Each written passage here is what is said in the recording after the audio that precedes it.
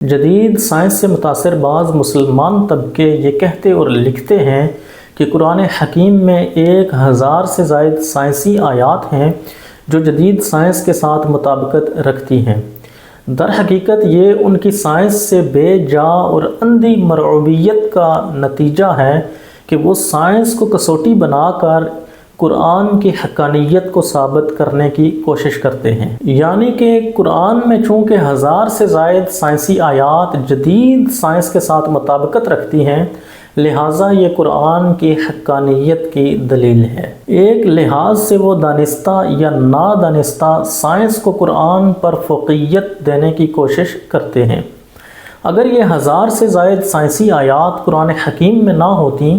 تو کیا قرآن کی حقانیت پر کوئی فرق پڑتا؟ اگر یہ آیات جدید سائنس کے ساتھ مطابقت نہ رکھتیں تو کیا قرآن کے اللہ تعالیٰ کی طرف سے ہونے میں کوئی شک و شبہ پیدا ہو جاتا؟ حقیقت یہ ہے کہ یہ آیات جدید سائنس کے ساتھ مطابقت نہیں رکھتیں، بلکہ سائنس صدیوں کی جد و جہد کے بعد کائنات کے جن ثابت شدہ حقائق تک پہنچتی ہے وہ قرآن حکیم میں بیان ہوتے ہیں اور سائنس ان کے ساتھ مطابقت رکھتی ہے۔ قرآن حکیم میں کوئی ایک بھی سائنسی آیت موجود نہیں، کیونکہ قرآن مفروضوں کی زبان میں بات نہیں کرتا، بلکہ قرآن کا ایک ایک حرف اٹل اور ناقابل رد ہوتا ہے، جس میں شک و شبہ کی کوئی گنجائش نہیں ہوتی۔ اس کے برعکس سائنسی علم میں ہمیشہ شک و شبہ کی گنجائش موجود ہوتی ہے،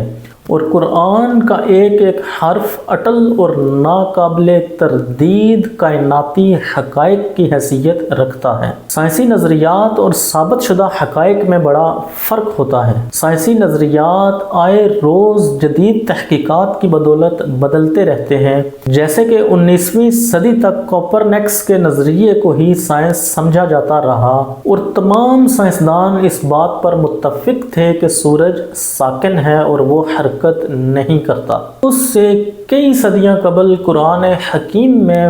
بڑے واضح الفاظ میں یہ بات موجود تھی کہ سورج اپنے ٹھکانے کی طرف رواں ہے، یعنی کہ سورج حرکت میں ہے۔ اس کے بعد کپلر کے آنے کے بعد سائنسدانوں کو سورج ہی نہیں بلکہ تمام اجرام فلکی متحرک دکھائی دینے لگے۔ قرآن کی حقانیت پر اس وقت بھی کوئی شبہ نہ تھا جب سائنسدان اس بات پر متفق تھے کہ سورج ساکن ہے، اور نہ ہی اس وقت کوئی فرق پڑا جب سائنسدانوں کا اس بات پر اتفاق ہوا کہ سورج حرکت کرتا ہے۔ اور آج بھی اگر سائنس اپنی کسی جدید تحقیق کی بدولت یہ بات ثابت کر دے کہ سورج ساکن ہے تو تب بھی قرآن کی حقانیت پر کوئی فرق نہیں پڑ سکتا، کیونکہ حقائق ثابتہ پر مفروضوں کا کوئی اثر نہیں ہوتا، اور نہ ہی مفروضے ان کی حقیقت کو متاثر کر سکتے ہیں۔ قرآن حکیم میں ایسے حقائق ثابتہ کا بیان ہے جو اٹل اور ناقابل تردید ہیں۔ اگر جدید سائنس اپنی کاوشوں سے ان حقائق کے قریب تر آ رہی ہے تو یہ قرآن حکیم کی حقانیت اور صداقت کی دلیل نہیں، بلکہ یہ سائنسدانوں کی صداقت اور حقانیت کی دلیل ہے۔ قرآن حکیم میں بیان کردہ کائناتی حقائق آج بھی اپنی جگہ پر اٹل اور موجود ہیں،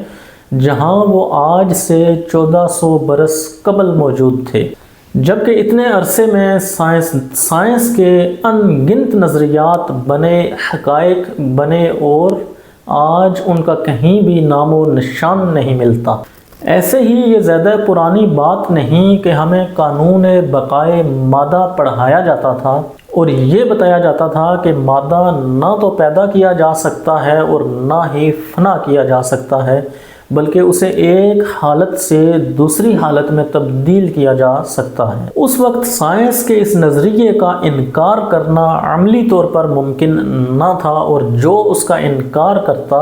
اس کا استہزاء اور مذاق اڑایا جاتا تھا اور اسے احمق اور جاہل قرار دیا جاتا تھا۔ آج وہ قانون بقائے مادہ قصہ پارینہ بن چکا ہے، اور اس کی جگہ اس نئے نظریے نے لے لی ہے کہ مادہ فوٹان انرجی سے پیدا کیا جا سکتا ہے، جبکہ اسلام نے یہ حقیقت حدیث جابر رضی اللہ تعالی عنہ میں آج سے صدیوں قبل بتا دی کہ اللہ تعالی نے موجودات عالم کی تخلیق نور یعنی سائنسی زبان میں اگر بات کی جائے تو فوٹان پارٹیکل سے ہی کی ہے۔ یہاں سائنس اور قرآن کا فرق واضح طور پر سامنے آتا ہے کہ سائنس صدیوں کی جد و جہد کے بعد جن حقائق ثابتہ تک رسائی پاتی ہے وہ حقائق ثابتہ قرآن حکیم فرقان حمید میں صدیوں قبل بیان کر دیے گئے ہیں۔